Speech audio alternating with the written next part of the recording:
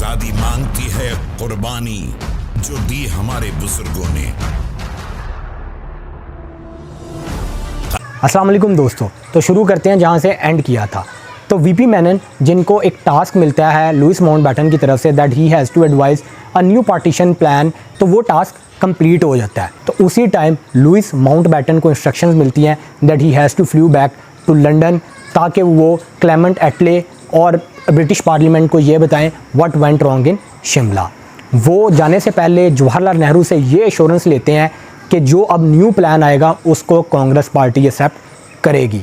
वो अपने brief case में न्यू प्लान और तमाम डॉक्यूमेंट्स लेके फ़्लाइट में बैठ जाते हैं और इस फ्लाइट में उनके साथ चीफ ऑफ स्टाफ लॉर्ड इसमें भी होते हैं। जब लुइस माउंटबेटन का जहाज़ इंग्लैंड पहुंचता है तो sir Stewart Cripps, prime minister Clement Attlee और ब्रिटिश पार्लियामेंट के और रुकन लुइस माउंटबेटन का बेसब्री से इंतज़ार कर रहे होते हैं ताकि वो उनको आके सारी एक्सप्लेनेशंस और सारी प्रोसीडिंग्स के बारे में बताएं।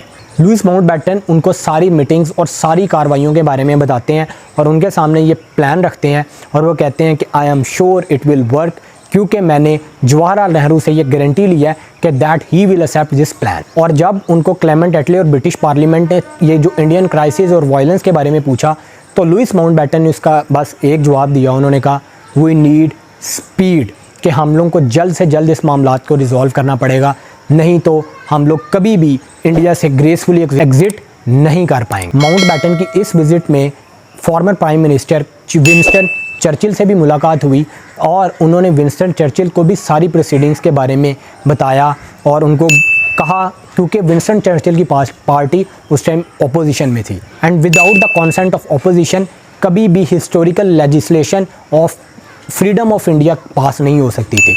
तो विंस्टन चर्चिल से मिलने के बाद जब उन्होंने सारा प्लान उनको बताया एंड विंस्टन चर्चिल ने प्लान सुनने के बाद लुइस माउंटबेटन को ये यकीन दहानी करवाई कि अगर जिस तरह उन्होंने प्लान बताया इसको वो फॉर्मल इम्प्लीमेंट करने के लिए कामयाब हो जाते हैं तो उनकी कंजर्वेटिव पार्टी लेबर पार्टी के साथ मिल के इसके ऊपर कानून साजी कर सकती है। लुइस माउंटबेटन और विंस्टन चर्चिल की मीटिंग सक्सेसफुल होने के बाद एक चीज़ तो कंफर्म हो गई थी कि अब इंडिपेंडेंट इंडिया बनने का जो ख्वाब है वो तकरीबन हकीकत में बदलने जा रहा है और वो कोई सालों में नहीं, वो चंद महीनों और हफ्तों में होने वाला है। ये सारी मीटिंग्स करने के बाद और यूके गवर्नमेंट से इंस्ट्रक्शंस लेने के बाद लुइस माउंटबेटन दोबारा से इंडिया में आ गए और 2 जून 1947 को लुइस माउंटबेटन ने ये फैसला किया कि वो इंडिया के टॉप 7 लीडर्स को इन्वाइट करेंगे और उनके सामने पार्टीशन प्लान डिस्कस करेंगे।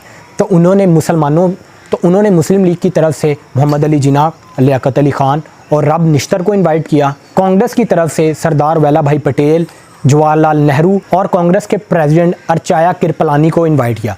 सिखों की रहनुमाई बलदेव सिंह ने की। जब ये सातों लीडर्स लुइस माउंटबेटन के सामने मीटिंग के लिए आ गए तो for the record Louis Mountbatten ने मोहम्मद अली जिन्ना से लास्ट टाइम पूछा कि क्या आप यूनाइटेड इंडिया नहीं चाहते, और कायद-ए-आज़म ने वही अपने अंदाज में रिप्लाई किया, no we want independent state called Pakistan. उसके बाद लुइस माउंटबेटन ने तीनों पार्टी यानी कि कांग्रेस, मुस्लिम लीग और सिख कम्युनिटी, इन तीनों को पार्टीशन प्लान दे दिया और इनको कहा कि go and study the partition plan. लेकिन लुइस माउंटबेटन के दिमाग में बस एक चीज़ चल रही थी और वो था गांधी फैक्टर। लुइस माउंटबेटन से मिलने के बाद और पार्टीशन की खबरें सुनने के बाद उन्होंने वो जिसको कहते हैं ना हड़ताल के तौर पे, प्रोटेस्ट के तौर पे साइलेंस, बिल्कुल अपने आप को बंद कर लिया था कि वो कोई किसी भी मैटर पे नहीं बोलेंगे। लेकिन लुइस माउंटबेटन को पता था कि महात्मा गांधी के अंदर इतनी पावर है कि वो ये सारी जो मूवमेंट है इसको डिस्टेबलाइज कर सकते हैं, क्योंकि उनके पास पीपल पावर है। और at the end Jawaharlal Nehru और सरदार वल्लभ भाई पटेल जैसे बंदूक लीडर्स को भी या तो गांधी का साथ देना पड़ेगा या तो उनको गांधी के साथ चलना पड़ेगा या उनको ये इंडिपेंडेंस की मूवमेंट से विड्रॉ करना पड़ेगा। इस प्लान को कांग्रेस, जब पार्टीशन प्लान कांग्रेस के लीडर्स ने देखा तो उन्होंने ऑन टाइम इसको एक्सेप्ट कर लिया।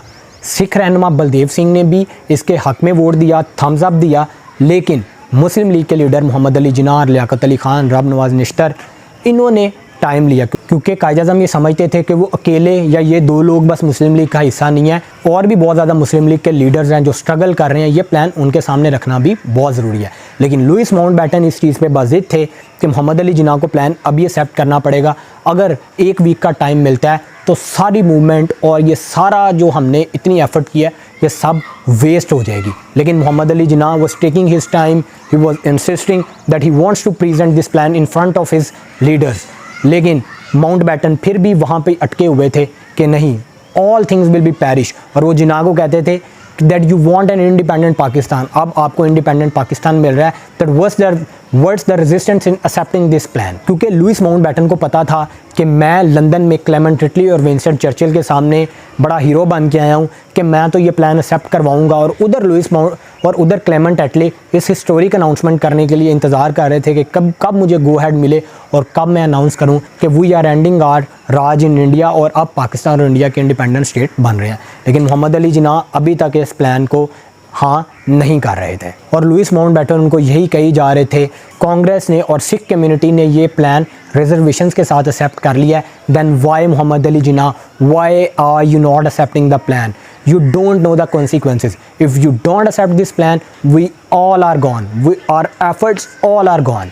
And finally, Muhammad Ali Jinnah, with his unique style, nodded his head and gave thumbs up to that plan. इससे पहले कि सातों लीडर लुइस माउंटबेटन को प्लान के बारे में कुछ डिस्कस करते, लुइस माउंटबेटन ने फ़ौरन 34 पेजों पे मुश्तमिल एक डॉक्यूमेंट सबके हवाले कर दिया जिसका टाइटल था the administer consequences of partition. और इस प्लान को जब हर लीडर गो थ्रू कर रहा था, पढ़ रहा था, तो हर सफ़े के बाद उनका सर दर्द से फट रहा था और वो ये समझ रहे थे कि there is a mammoth task ahead of him, there is lot of headaches ahead of him.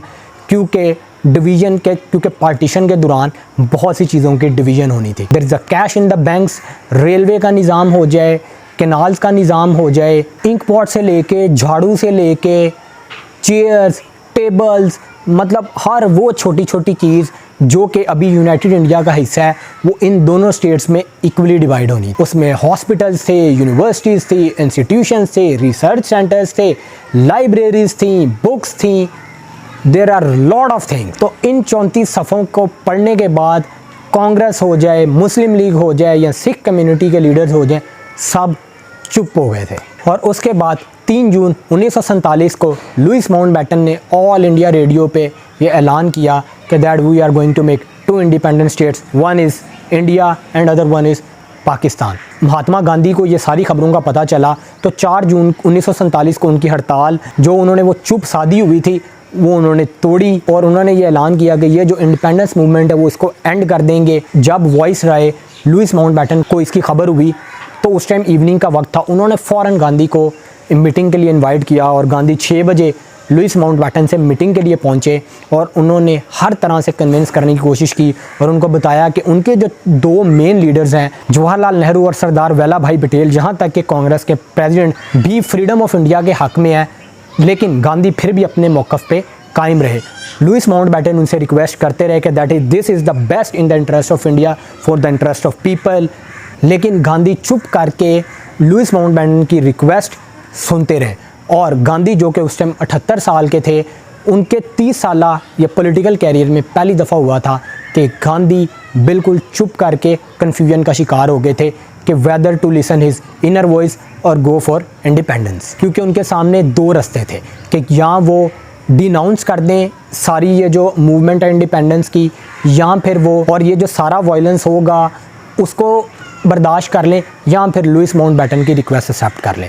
तकरीबन 7 बजे का वक्त हो गया था, लुइस माउंटबेटन उनको कन्विंस कर रहे थे, लेकिन गांधी ने अपनी इवनिंग प्रेयर के लिए ये सारा कुछ छोड़ा और चुप करके उठ के चले गए। और लुइस माउंटबेटन के लिए बहुत बड़ा सरप्राइज़ था कि आखिर गांधी ने एक भी वर्ड क्यों नहीं कहा। और फाइनली जब गांधी बाहर निकले तो बहुत से लोग हज़ारों की तादाद में उनका वेट कर रहे थे कि वो उनको क्या ऑर्डर देते हैं, क्या वो उनको ये ऑर्डर मिलता है कि लुइस माउंटबेटन के प्लान को फेल कर दो और यहाँ पे अटैक कर दो। बट गांधी ने ऐसा नहीं किया। गांधी ने कहा इंस्टेड ऑफ ब्लेमिंग वॉइस राय, हमें अपने आप से अपने दिल से पूछना पड़ेगा कि हम लोग आखिर कर क्या रहे हैं और हम लोग चाहते क्या हैं। ये सब कुछ देखने के बाद लुइस माउंटबेटन ने प्रेस कॉन्फ्रेंस कॉल की और ये for the second time ever in the history of British Raj ये होने जा रहा था कि सब कॉन्टिनेंट में प्रेस कॉन्फ्रेंस होने जा रही थी। इस प्रेस कॉन्फ्रेंस को कवर करने के लिए USA से, यूरोप से, चाइना से, पूरी दुनिया से तकरीबन 300 प्लस जर्नलिस्ट कॉरेस्पॉन्डेंट्स आ रहे थे और उसके बाद और उनके सामने लुइस माउंटबेटन ने अपना प्लान प्रेजेंट किया। इस प्लान को सुनने के बाद फ्लोर ओपन हो गया फॉर द क्वेश्चंस। उनमें से एक क्वेश्चन किया कि ठीक है, आपने बहुत अच्छा प्लान बनाया, लेकिन व्हाट वाज द डेट जहां पे फाइनल पावर ट्रांसफ़र हो जाएगी इंडिया और पाकिस्तान को।